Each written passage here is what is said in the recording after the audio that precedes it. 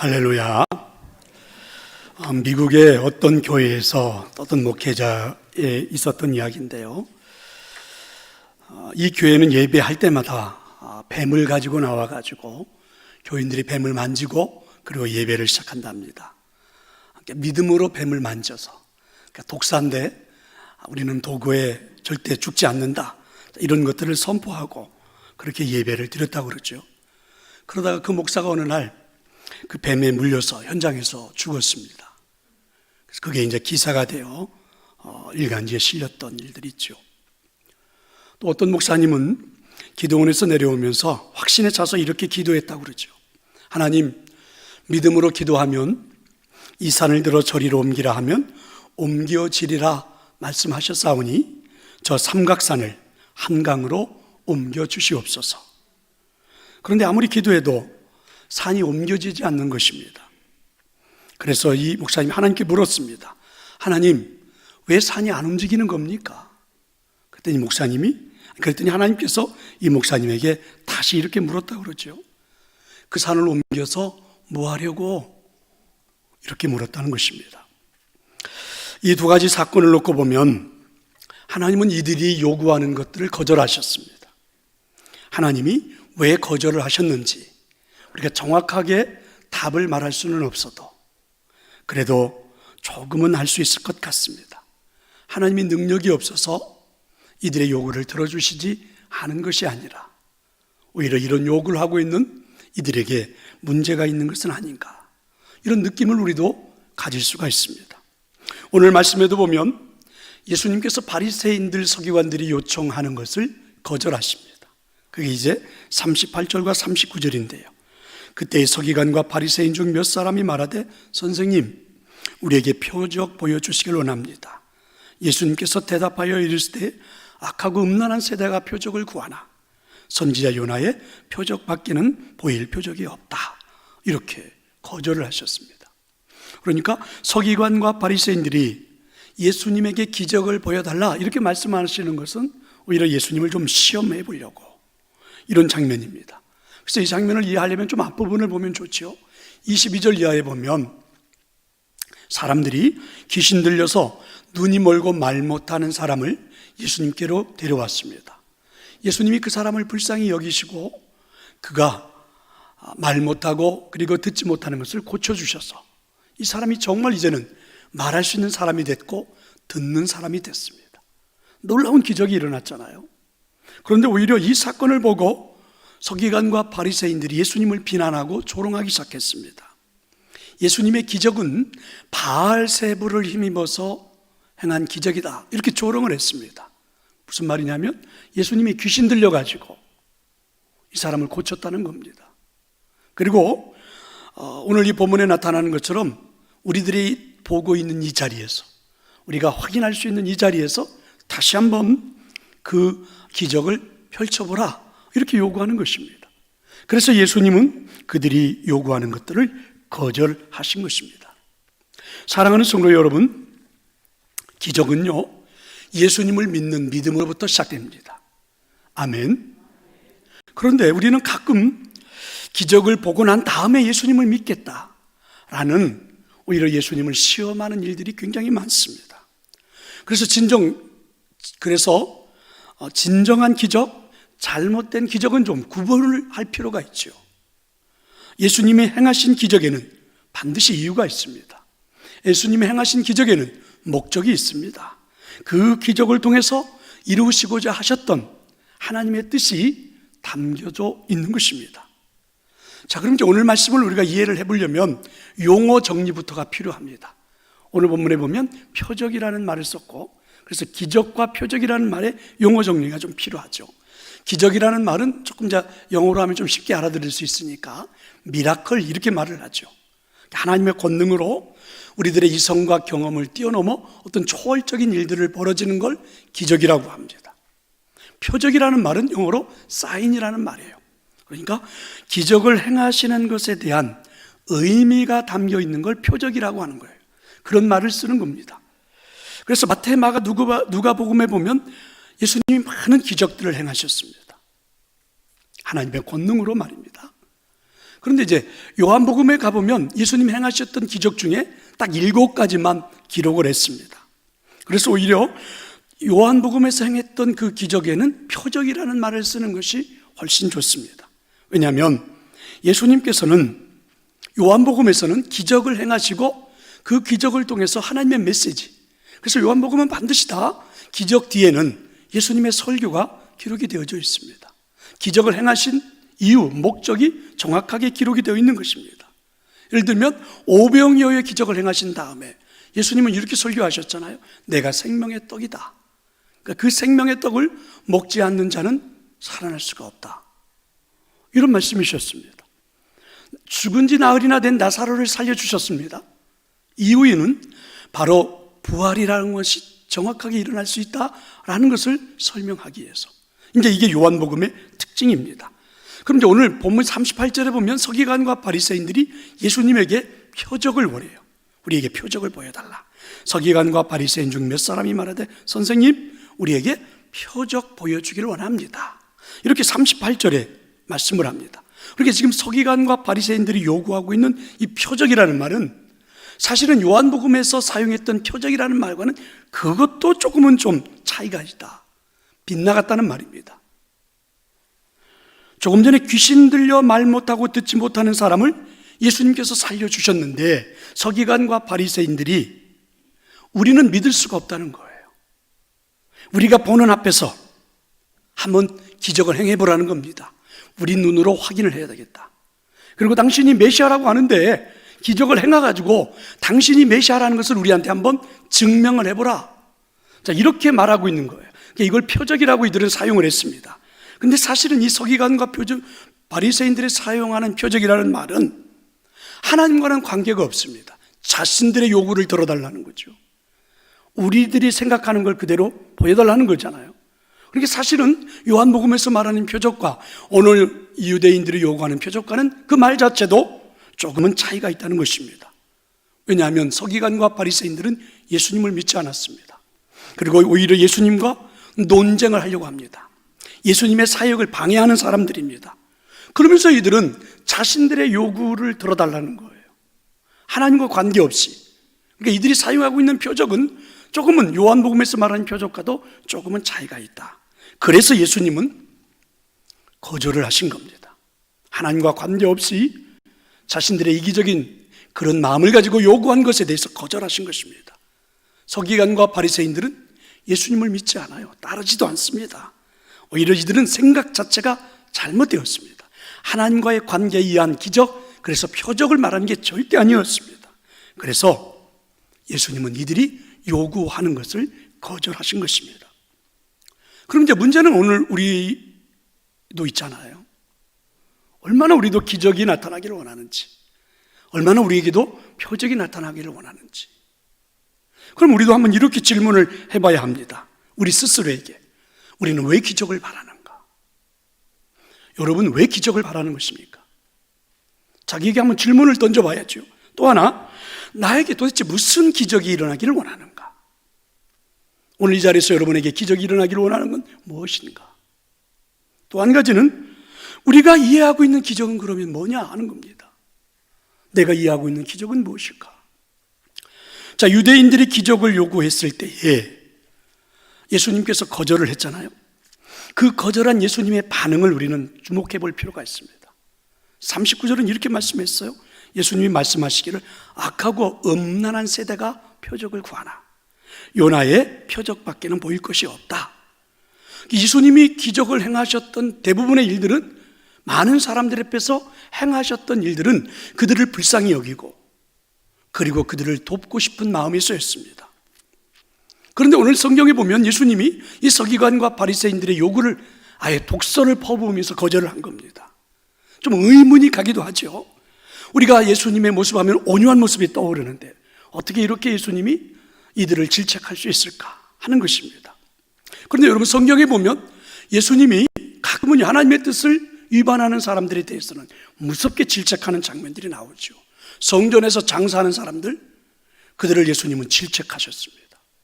특별히 바리새인들을 향해서는 회칠한 무덤, 이 독사의 자식들아, 이렇게도 말씀하셨고, 그리고 오늘 이제 서기관과 바리새인들은 이렇게 말씀하잖아요. 악하고 음란한 세대예요. 그들을 놓고 악하고 음란하다고 말한 겁니다. 그러니까 이들이 구하는 그 표적은 하나님의 뜻과 섭리를 알겠다는 게 아닙니다. 자신들의 정당성을 주장하고 자신들의 욕구가 채워지고 자신들이 원하는 것들이 눈앞에서 펼쳐지기를 원하고 있는 그들, 그래서 표적을 구하고 있는 그들에게 예수님은 정확하게 말씀한 겁니다. 악하고 음란한 사람들이라고. 그러면 여러분, 만약에 우리가 혹시 오늘 이 서기관과 바리새인들처럼 예수님에게, 하나님에게 기적을 요구하고 있는 것은 아닐까? 그럼 오늘 우리들도 악하고 음란한 세대라는 표현이 나에게도 들려질 수도 있지 않을까라는 것입니다. 그래서 정말 우리는 바리새인들과 같이 어리석은 그런 표적을 구하는 자들이 아니어야 하기 때문에 기적에 대해서 좀 제대로 할 필요가 있다라는 것입니다. 다시 한번, 그래서 우리는 왜 기적을 바라는가? 정말 어느 때보다도 기적이 필요로 하는 시대인데 우리는 왜 기적을 바라는가? 나에게는 그럼 어떤 기적이 일어나기를 원하는가? 내가 이해하고 있는 기적은 도대체 무엇인가? 자, 이런 질문입니다. 자, 이 질문에 대한 대답을 오늘 말씀을 들으면서 하나님의 음성을 듣고 여러분 스스로 한번 찾아볼 수 있기를 축원합니다. 자, 먼저 기적에 대한 그럼 거절의 의미는 무엇일까? 라는 것입니다. 우리가 기적을 요구했을 때 거절을 받기도 하잖아요. 당하기도 하잖아요. 오늘 성경에서 나타난 것처럼. 그렇다면 기적에 대한 거절의 의미가 뭘까? 하나님께서 우리 인생을 거절하셨다라는 의미일까? 아닙니다. 정확하게 표현을 해야 됩니다. 오히려 하나님을 의지하지 않고 하나님을 신뢰하지 않고 하나님께 온전하게 우리의 마음을 맡기지 않는 단 내 자신의 욕구를 채우려고 하는 불신앙에 대한 것들을 거절하셨다라는 것입니다. 그래서 예수님의 질책에 나오는 이 39절을 유진 피터슨이라는 신학자가 써놓은 성경에 보면 이렇게 설명을 했습니다. 너희가 증거를 찾고 있으나 엉뚱한 증거를 찾고 있다. 너희는 너희의 호기심을 만족시켜주고 기적에 대한 너희의 욕망을 채워줄 무언가를 바란다. 예수님이 오늘 이 서기관 바리새인들의 마음을 정확하게 꿰뚫어 보신 것입니다. 이 서기관과 바리새인들이 원하는 기적이란 하나님이 하시는 일, 하나님의 주권, 그리고 하나님 나라와 관계, 이런 건 전혀 없습니다. 단지 내가 원하는 것, 나의 욕구, 내가 알고 싶어하는 것, 내 욕심, 내 상황이 달라지기를 원하는 것, 이런 것들만을 가지고 기적을 요구했던 것입니다. 그럼 오늘 우리들도 중요합니다. 기적에 대한 우리가 가장 본질적인 것으로부터 기적은 접근을 해야 합니다. 그 본질적인 것이 무엇입니까? 오늘 내가 원하는 진정한 기적인지, 하나님의 역사를 바라는 것인지, 내 욕심으로부터 지금 기적이 내게 나타나기를 원하고 있는 것인지, 그게 하나님의 섭리와 뜻이 내게 나타나기를 원하면서 우리는 기적을 요구하고 있는 것인지. 그럼 이제 이걸 정확하게 하기 위해서는 이런 질문도 한번 스스로에게 한번 던져보세요. 왜 우리는 하나님께서 우리의 요구를 다 들어주셔야 한다고 생각할까? 내가 하나님 앞에 이야기하면, 요구하면, 기도하면 하나님은 다 들어주셔야만 된다. 나는 왜 그렇게 생각하는 걸까? 또 이런 질문도 있잖아요. 하나님께서 들어주시지 않는 것이 오히려 하나님의 뜻이다, 이렇게 생각해 본 적이 있는가? 라는 것입니다. 만약에 이 질문에 대한 정확한 답을 할 수 없다면 오히려 우리는 기적을 간절히 원하면서 하나님의 뜻은 구하지 않는 그런 어리석은 삶, 서기관과 바리새인들이 요청하는 것과 똑같은, 그래서 이걸 우리는 패역이라고 말하는데 오히려 하나님 앞에 패역을 저지르고 있는 것은 아닐까라는 것입니다. 이미 우리들도 경험하고 있습니다. 내 욕심이 살아서, 내 자아가 살아서 하나님께 기도하면 하나님께서 들어주시지 않는다는 말씀을 알고 있지요. 야고보서 4장 3절, 구하여도 받지 못하면 정욕으로 쓰려고 잘못 구하기 때문이다, 알고 있습니다. 내가 왕 바리새인입니다 라는 책에 보면 이렇게 글을 써놓았는데 소개해 볼게요. 내 자아가 펄펄 살아서 기도하면 그 기도를 하나님이 듣지 않으십니다. 그러면서 이분은 이런 설명했는데 저는 100% 동감합니다. 은혜의 시간에는 하나님 우리의 응석을 다 받아주시지만 진리의 세계로 들어가면 절대 들어주시지 않는다. 그러니까 우리가 예수님을 처음 구주로 영접하려고 할 때, 막 신앙생활을 시작하고 하나님을 알려고 할 때에, 그때 우리가 하나님 앞에서 은혜 받기 위해서 응석을 부리는 것들은 하나님께서 다 들어주신대요. 하지만 우리가 예수님을 구주로 영접하고 믿음의 사람이 되어 하나님의 아버지를 지금처럼 예배하고 살아가는 우리의 삶에 있어서는 진리의 세계로 들어가면 그런 응석을 하나님은 받아주시지 않는다. 이 사람은 이렇게 책에 기록했는데 저는 굉장히 동감합니다. 내가 기도하는 대로, 내가 요구하는 대로, 내가 원하는 대로 기적이 내 인생에 다 이루어지면 사실 우리가 얼마나 교만해질까요? 하나님을 제대로 믿기는 할까? 이런 생각도 듭니다. 기도는 세상의 것을 달라고 요구하는 청구서가 절대 아닙니다. 오히려 우리가 요구하는 것들은 하나님 우리에게 주신 한 사은품 정도에 불과한 거예요. 정말 중요한 것은 주님이 내게 오기를 구해야 하는 것이고, 기도하는 그 자리는 주님을 만나는 완벽한 자리, 그게 되어야 하지 않을까요? 믿으시기를 축원합니다. 어떤 분이 이런 데이비드 그레고리가 쓴 그 예수님과 함께하는 저녁 식사라는 책에 보면 어떤 분이 예수님으로부터 초청장을 받았어요. 그래서 예수님과 이 사람이 레스토랑에 마주 앉게 됐습니다. 근데 앞에 있는 사람이 정말 이 사람이 예수님일까? 믿을 수가 없어요. 확인을 하고 싶은 거예요. 그래서 예수님 앞에 이렇게 질문했죠. 진짜 당신이 예수님이십니까? 만약에 당신이 예수님이라면 지금 내 앞에 있는 이 와인잔을 물로 변하게 해주세요. 그럼 내가 믿겠습니다. 그랬더니 예수님이 그래, 그렇게 해주마. 그랬더니 예수님이 웨이터 하고 웨이터를 불렀습니다. 그 웨이터가 오니까 예수님이 이렇게 말씀하셨죠. 이 사람이 와인 대신에 물을 구하는데 좀 물잔을 좀 갖다 주세요. 이렇게 이야기를 한 겁니다. 상당히 의미심장한 이야기 아닙니까? 우리는 때로는 쓸데없는 것에서 기적을 구하고 표적을 보기를 원하죠. 사실은 그 기사, 기적, 표적은 아무리 보여줘도 믿지 않는 사람들에게는 소용이 없습니다. 알고 있잖아요. 예수님이 3년여 가까이 사역하는 동안 마태, 마가, 누가복음을 보면 얼마나 많은 기적들이 있습니까? 근데 그 기적을 본 그 사람들이 예수님을 십자가에 못 박아 죽였다니, 진짜 그 사람들이 여기 와 있으면 제가 이 바보 같은 사람들 욕해주고 싶거든요. 여러분, 40년 동안 광야 생활하면서 수없이 많은 기적을 보았습니다. 그런데 40년을 광야 생활하고 기적과 함께 살았던 그들이 가나안 땅에 못 들어가고 광야에서 죽었거든요.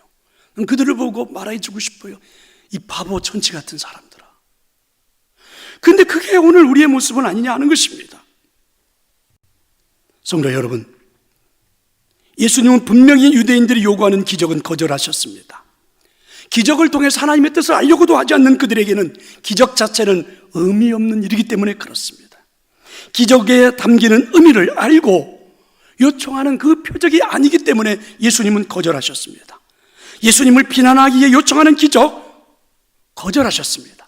예수님을 폄하하기 위해서 원하는 기적 거절하셨습니다. 오히려 기적을 요청하는 유대인들에게 예수님은 이렇게 말씀하셨습니다. 너희들에게 보여줄 기적은 요나의 표적밖에는 없다. 이렇게 말씀하셨습니다. 아주 단호하셨습니다. 그러면 여러분, 요나의 표적밖에 보여줄 것이 없다는 의미는 무엇입니까? 어떤 의미로 예수님은 이런 표현을 쓰신 걸까요? 한마디로 말해보면 이런 것입니다. 기적의 한계성에 대해서 말씀한 겁니다.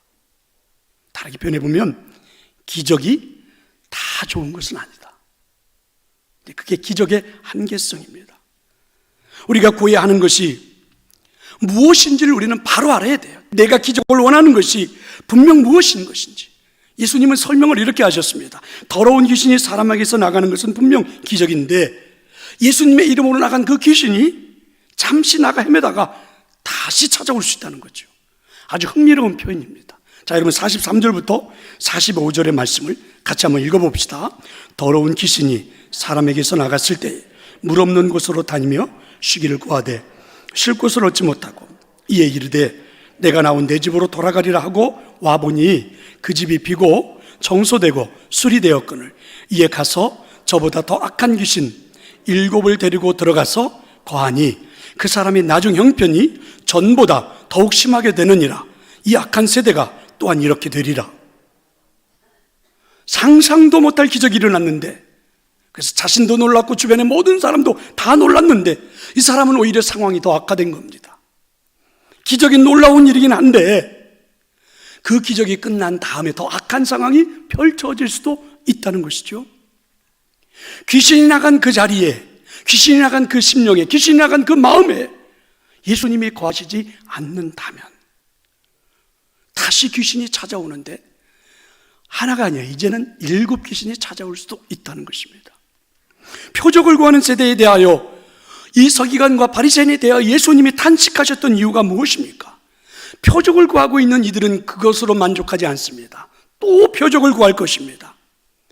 여러분, 예수님의 생명이 없는 가운데 일어나는 기적, 표적은 사실 우리들의 삶을 피폐하게 만들 확률이 많습니다. 기적은요, 하나님께서 우리에게 베풀어 주신 은혜인 것은 분명하지만 진리는 아니란 말입니다.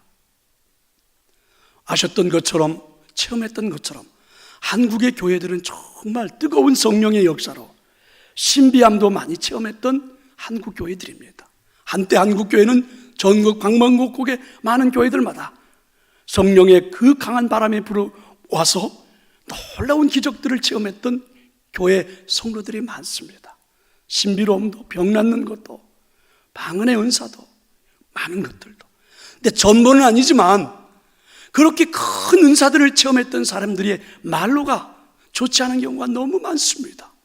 그렇게 신비로운 기적을 체험해서 기적을 일으키는 분들이 오히려 사랑은 하나도 없이 더 악해져 가고 사람들이 더 힘들어져 가고. 여러분, 전국에 많이 봤잖아요.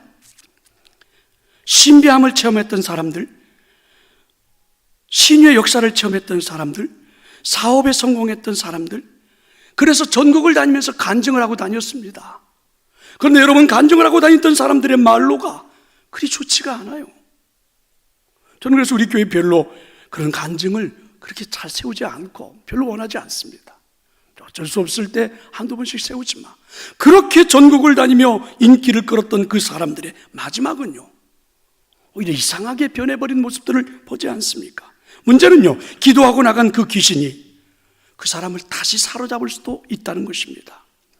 하나님의 진정한 자녀가 되고 새로워지는 그 변화 역사가 일어나지 않는다면 기적은 그냥 하나의 현상에 불과한 거죠. 그렇게 기도하며 나간 귀신이 다시 들어와서 그 사람을 얼마든지 힘들게 할 수 있다라고 예수님은 경고하신 것입니다. 그럼 여러분, 정말 중요한 것은 기적을 체험하는 것이 아니라 하나님의 음성으로, 하나님의 말씀으로, 하나님의 마음으로 내가 변해가는 것입니다. 나의 내적인 자아가 변화가 되고 나면, 내가 변화가 되고 나면 자연스럽게 내 안에 하나님의 성전이 거하게 되고, 하나님의 성전이 거한 내게는 악한 영이 머물 수가 없습니다. 그게 하나님의 뜻입니다. 그러므로 기적을 통해서 우리가 보아야 하는 것은 한계입니다. 한계. 기적이 내게 그렇게 더 필요한 것은 아니다. 이렇게 고백할 수 있어야 됩니다. 기적이 내게 필요했던 이유는 주님을 만나기 위해서였다.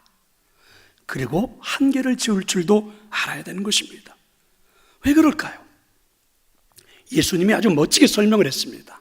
여기 보면 요나의 기적, 솔로몬의 지혜를 듣고 왔던 남방의 여왕을 비유로 말씀했어요. 41절과 42절입니다. 한번 볼래요? 이렇게 말씀하십니다. 심판때에 니느웨 사람들이 일어나 이 세대 사람을 정죄하리니 이는 그들이 요나의 전도를 듣고 회개하였음이거니와 요나보다 더 큰 이가 여기 있으며, 심판때에 남방 여왕이 일어나 이 세대 사람을 정죄하리니 이는 그가 솔로몬의 지혜로운 말을 들으려고 땅 끝에서 왔음이거니와 솔로몬보다 더 큰 이가 여기 있다. 무슨 말씀이 있습니까? 예수님은 요나보다도 더 큰 분이십니다. 예수님은 솔로몬보다도 더 큰 분이십니다. 그럼 이 세대가 진정으로 구해야 할 것은 표적이 아니라 예수 그리스도이십니다. 표적을 행하고 계시는, 기적을 행하고 계시는 예수님을 보아야 하는 것입니다. 귀신 들려 말 못하고 듣지 못하는 사람을 예수님이 고쳐주셨어요. 그분을 지금 내가 앞에서 만나고 있다면 그 기적을 행하고 계시는 예수 그리스도가 내 안에 전부 다 들어와야지. 여러분, 예수님은 눈에 들어오지 않고 오히려 그 예수님을 비아냥거리고 조롱하고 한 번 더 기적을 보여봐라, 당신 진짜 메시아냐, 이렇게 말하고 있는 여기 바리새인들, 서기관들은 잘못됐다는 거죠. 그럼 여러분, 예수님이 표적을 보여주신 이유가 무엇입니까? 물론 귀신 들린 사람, 말 못하는 사람, 이 사람에게 불쌍히 여긴 것 사실이지만 중요한 건 이 사람의 영혼 아닙니까? 예수 그리스도를 만날 수 있도록 해주신 것 아닙니까? 주님을 바라보게 한 것이 아닙니까? 이게 바로 오늘 예수님 우리에게 주시는 음성입니다. 기적의 한계성을 정확히 알아는 것이죠. 성도 여러분, 대개 우리가 표적을 구하는 것은 우리들의 삶에 가시로 여기는 것을 제하여 달라, 이런 그 내용들이 많잖아요. 왜냐하면 너무 그 가시가 아프고 힘들기 때문에 그렇습니다. 사실 저도 가시가 있잖아요. 굉장히 지병이 오랫동안 계속됩니다. 좀 하나님 고쳐주시면 참 좋겠는데 쉽지가 않아요. 이렇게 이제 환절기가 되고 막 이러면 벌써 목이 그냥 말을 듣지 않아서 어떻게 해볼 수가 없습니다. 여러분, 제가 매번 태어날 때부터 목이 이랬는 줄 아십니까? 제가 적어도 중학교, 고등학교 때까지는요, 아주 청아한 소리에다가 제가 노래를 한번 하면 사람들이 한 번 더 하라고 앵콜이 막 나왔던 그런 사람입니다. 물론 뭐 기억을 못 하시겠지만 여러분들은 들어본 적이 없으니까 그랬는데 일이 돼버린 겁니다. 제가 목소리만 좀 더 좋으면 얼마나 더 좋을까, 이런 생각이 늘 나거든요. 이 가시입니다. 저는 그게 가시인데 여러분들은 어떤 게 가시입니까? 어떤 분들은 돈이 가시가 될 수도 있겠고, 너무 가난하니까 좀 부자로 살아봤으면 좋겠다. 어떤 분들은 자식이 정말 가시잖아요. 저는 뭐 자식이 좀 잘 됐으면 좋겠다. 그리고 여러분, 어떤 때는요, 뭐 여러 가지 형제들과 관계, 뭐 이런 또 사업, 직장, 막 이런 것들이 가시가 많잖아요. 그런데 여러분 아십니까? 힘들고 어렵고 고달픈 건 사실이지만 어느 순간 그 가시가 나의 삶의 은혜로 다가오는 적도 있지 않습니까? 그 가시로 인해서 나의 모습을 들여다보잖아요. 겸손하라, 겸손하라, 하나님 음성이 들려지잖아요. 만약에 그 가시가 일찍 제거되어져 버렸더라면 내가 뻣뻣해지지 않았을까 생각해 봅니다. 그 가시가 일찍 제거해서 사라졌더라면 혹시 내가 성악가가 되지는 않았을까, 이런 생각도 해볼 수 있지 않습니까? 우리는 기적을 행하시는 주님의 마음을 보아야 합니다. 그 기적을 통해서 드러나는 주님의 모습을 보아야 하는 것입니다. 기적을 통해서 우리 인생을 바꾸어 가기를 원하시는 하나님의 그 마음이 보여야 하는 것입니다. 이때 하나님의 은혜가 우리들의 삶에서 진리로 다가옵니다. 요한복음 1장 14절, 저는 사도 요한의 고백이 참 마음에 듭니다. 예수님을 따라다니며 제자가 되어 살았던 그의 삶에서 예수님을 통하여 받았던 바 은혜를 사도 요한은 이렇게 고백했습니다. 말씀이 육신이 되어 우리 가운데 거하심에 우리가 그의 영광을 보니 아버지의 독생자의 영광이요 은혜와 진리가 충만하더라. 할렐루야. 예수님의 속성이 무엇인지 아십니까? 예수님의 속성은 은혜와 진리가 충만한 것입니다. 만약에 우리 가운데 은혜만 있고 진리가 없다면 신앙생활이 이상해지겠지요. 만약에 우리에게 진리는 있는데 은혜는 하나도 없다면 그것 또한 이상해지겠죠. 그런데 하나님께서는 우리에게 은혜를 주시는 이유는요, 우리를 진리의 세계로 이끌고 싶어서입니다. 우리가 우리들의 신앙생활은 주변에 일어나는 이단들 때문에 다 알고 있는 것 아닙니까? 이단들이 행해지는 그 기적들을 보세요. 얼마나 비인격적인 일들이 많습니까? 그들에게 기적이 일어났습니다. 그럼 여러분, 하나님이 나타나고 하나님의 영광을 받으셔야 되잖아요. 기적을 일으켜놓고 그들에게 요구되는 건 다 돈이었습니다. 돈이 오고 가고. 여러분, 기적을 일으켰다면 하나님께 감사해야 되는 것 아닙니까? 그런데 오늘 하나님과의 관계는 사라져버리고 기적을 일으킨 그 사람과의 주종의 관계처럼 되어버려서 얼마나 비이성적인 일들이 집을 뛰쳐나오고, 그리고 그들의 집단에 사로잡히게 되고 인생을 엉망진창으로 만들어가고, 무슨 기적이 그렇다면 그들에게 필요하단 말입니까? 얼마나 우리는 그와 같은 이단들의 형태들을 주변에서 많이 보고 있습니까? 그렇습니다. 이제 우리가 깨닫게 되는 것이 있죠. 진정한 기적은 나의 욕심의 틀을 깨고 하나님이 행하시는 것을 보는 것입니다. 아멘. 우리가 바라는 것이 이루어지기 때문에 감사합니다, 이렇게 끝나는 것이 아니라 기적을 일으켜 주신 하나님의 나라, 그리고 하나님, 그 하나님 우리의 손에 들린 성경을 통하여 내 인생을 보는 것, 그게 가장 중요하지 않습니까? 그 원리를 깨닫지 못하는 기적은요, 계속해서 또 다른 기적을 요구하게 될걸요. 또 다른 기적을 요구하고 또 다른 기적을 요구하고, 그럼 우리 인생이 얼마나 피곤하고, 신앙생활이 얼마나 피곤하고, 그리고 기적에 목말라서 내 삶이, 내 영혼의 삶이 얼마나 갈증나는 삶이 되는지 아십니까? 어느 교회의 그 청년부에서 청년회원들이 모여서 기도 모임을 하게 되었다고 그러죠. 이 청년을 인도하시는 전사님이 청년들한테 이렇게 말했습니다. 그동안에 우리가 너무 이기적으로 기도하지 않았냐, 우리 자신만을 위해서 기도한 것 아니냐, 이제 우리가 조금 이기적인 것을 뛰어넘어서 우리 부모님을 위해서도 기도하고 나라와 민족을 위해서도 기도하고 대통령을 위해서도 기도하자. 그래서 이제 청년들이 함께 막 통성 기도가 시작되고 한 사람 한 사람씩 돌아가면서 기도를 시켰습니다. 어제 여자 청년의 기회가 온 거예요. 근데 여자 청년이 일어나더니 큰 소리로 이렇게 기도했습니다. 하나님, 용서해 주세요. 그동안 저는 저 자신만을 위해서 기도했습니다. 오늘 이 시간엔 제가 부모님을 위해서 기도합니다. 저의 부모님은 무엇보다도 인품이 훌륭하고 능력이 있는 사위를 보기 원하십니다. 부디 좋은 사위를 맞이하여 그의 딸이 행복하게 해 주옵소서. 이게 우리의 모습이라는 거죠. 그러니까 우리는 계속해서 기적을 보고 그 원리를 깨닫지 못하면, 기적의 한계를 우리가 제대로 이해하지 못하면 우리에게는 또 기적을 요구하고 또 기적을 요구하고 더 자극적인 것을 요구하고 더 자극적인 것을 요구해서 오히려 큰 문제의 자리. 그걸 오늘 예수님은 이렇게 표현한 거 아닙니까? 43절부터 45절. 더러운 귀신이 사람에게서 나갔을 때 물 없는 곳으로 다니다가 쉬기를 구하는데 쉴 곳을 얻지 못하면 이 사람이 다시 나온 내 집으로 돌아가 보았더니 그 집이 벼고 청소가 되고 깨끗하거든요. 이때 이 사람은, 이 귀신은 악하고 더 더러운 귀신 7을 데리고 들어가서, 그래서 이 사람은 나중 형편이 전보다도 더 악하게 되었다. 이 세대가 바로 이렇다. 서기관 바리새인 너희들이 바로 그렇다, 이런 말씀입니다. 그러니까 여러분, 기적은요, 우리의 틀 속에서 나와, 기적은 나의 틀 속에서 나와 하나님의 틀 속으로 들어가는 것이 기적입니다. 나의 생각, 나의 관념, 나의 고집, 나의 자아, 여기에서 나와가지고 하나님의 틀 속으로 들어가게 하는데 필요한 요소가 기적인 것이지.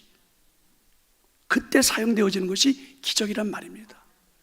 예를 들자면 이어령 교수님처럼, 이분은 사람들이 자신을 오해한다고 그랬잖아요. 이분 예수님을 믿게 된 동기는 암에 걸린 딸, 그리고 과잉 행동장애로 고통받던 외손자가 기적적으로 치유된 것을 보고 기독교인이 된 것, 그렇게만 알고 있다는 거예요, 사람들이. 그런데 이분은 이렇게 고백을 했습니다. 내가 예수님을 믿게 된 것은 내 딸이 기적적으로 살아나서, 내 외손자가 기적적으로 살아나서 그들이 그렇게 살아난 것에 내가 감동을 받은 것은 사실이지만, 정말 내가 세례를 받은 진짜 이유는 누가복음 15장에 나오는 탕자 비유를 통해서, 그렇구나, 내가 정말 교만했구나, 내가 죄인이구나, 이렇게 자신의 죄를 깨닫고 회개하면서부터 예수님을 믿은 거란 말입니다. 그래서 이분은 이렇게 고백을 했습니다. 기적 때문에 하나님을 믿는다면 그건 하나님과 거래하는 것이고 아주 값어치 없는 회심이라는 거죠. 기적이나 돈과 명예가 필요할 때가 있지만 그건 영원한 것이 아니기 때문에 자신은 기적을 믿지 않는다. 나는 영원한 부활을 믿는다. 이렇게 고백을 했습니다. 저는 100% 옳다고 생각합니다. 기적은 내 자신의 틀 속에서, 갇혀버렸던 나의 틀 속에서 내가 나와 하나님의 틀 속으로 들어가는 데 꼭 필요한 건 사실이지만, 그렇죠? 그럴 때 사용하는 것은 분명하지만 기적은 한계가 있다는 거죠. 사르트르의 그 희곡 중에 닫힌 방이라는 희곡이 있습니다. 지옥에서 같은 방을 쓰는 세 남녀가 등장합니다. 이들은 창문도 탈출구도 없는 비좁은 방 안에서 갇혀 탈출하기만 바랍니다. 막상 연극이 끝나갈 때쯤 되면 세 사람은 탈출할 기회를 얻었습니다. 그런데 이 사람들은 벗어나기를 그렇게 바랬던 그 방 안에 벗어나지 않고 그대로 남기를 결정합니다. 이유인즉슨 미지의 세계로 들어가면 두렵다는 거예요. 그래서 자기들은 나가지 않겠다는 겁니다. 고통스럽긴 하지만 오히려 익숙해진 여기서 그냥 살겠다는 거예요. 이게 여러분 우리들의 모습 아닙니까? 내 자아와 내 생각과 내 고정관념에 갇혀서 고통스럽고, 그리고 내가 언제든지 벗어나고 싶다고 내 가슴을 쥐어짜고 내 가슴을 두드리고 내가 인생이 왜 이런가 하면서 말하면서도, 고통스럽다고 말하면서도 익숙하기 때문에 거기서 우리는 벗어나려고 하지를 않습니다. 근데 거기서 벗어날 때 필요한 게 뭐라고요? 기적입니다. 그럼 여러분 그 내 방 속에서 벗어났다면, 거기에서 우리 하나님 우리를 빼주셨다면, 그래서 기적이 내게 나타났다면 이제부터는 하나님의 틀 속으로 들어가는 것입니다. 혹시 오늘 설교를 들으면서 여러분 내가 이 목사가 기적을 나쁘다고 말한다고 그렇게 받아들이시면 안 됩니다. 저는 기적이 나쁘다고 말하는 게 절대 아닙니다. 저는 여러분 기적이 일어나지 말라고 말하는 것도 절대 아닙니다.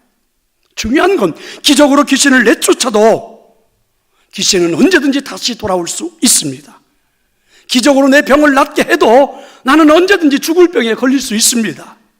기적으로 여러분 내 사업이 거대한 사업체를 만들었다 할지라도 언제든지 내 사업이 손해를 볼 수 있습니다. 인정을 해야 합니다. 중요한 것은요, 기적을 통해서 내 존재가 바뀌어야 한다는 것입니다. 기적을 통해서 내 중심이 하나님으로 채워져야 한다는 것입니다. 또 다른 유혹, 또 다른 것으로부터 언제든지 우리를 덮칠 수 있는데 이겨낼 수 있어야 한다는 것입니다. 그래서 저는 이 찬양을 정말 좋아합니다. 그리고 여러분이 이 찬양으로 고백했으면 좋겠습니다. 그래서 오늘 저는 이 찬양을 부름으로 오늘 설교를 마치려고 합니다. 나 무엇 가도 주님을 바꾸지 않으리, 다른 어떤 은혜 구하지 않으리, 오직 주님만이 내 삶의 도움이시니 주의 얼굴 보기 원합니다. 주님 사랑해요. 온 마음과 정성 다해 하나님의 신실한 친구 되기를 원합니다. 진정한 기적을 바라는 마음이 무엇이어야 할까요?